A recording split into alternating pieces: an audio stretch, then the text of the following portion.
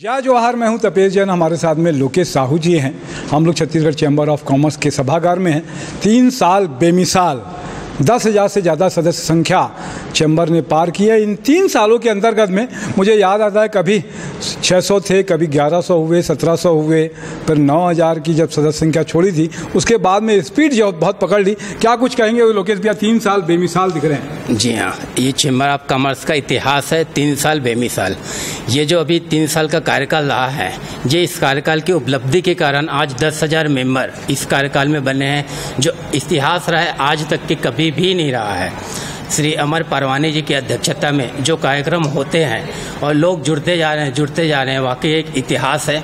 और सरकार के साथ, व्यावसायिक संगठन के साथ, सामाजिक संगठनों के साथ मिलकर जो कार्यक्रम करवाते हैं वो एक उपलब्धि है। सब जुड़ते जा रहे हैं और बहुत सारे लोग ऐसे हैं जो और जुड़ने को तैयार हैं। हमारे पास अभी शीघ्र और काफ़ी सारे मेंबर बनेंगे।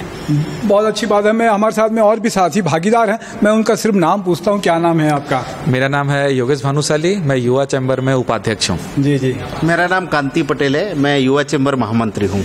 मेरा नाम हिमांशु वर्मा है, मैं युवा चैम्बर में उपाध्यक्ष हूँ। मेरा नाम जयराज गुरनानी है, मैं युवा चैम्बर में मंत्री के पद पर हूँ। बहुत अच्छी बात है। तो आप सब लोग का आभार कि आप सब लोगों ने समय दिया।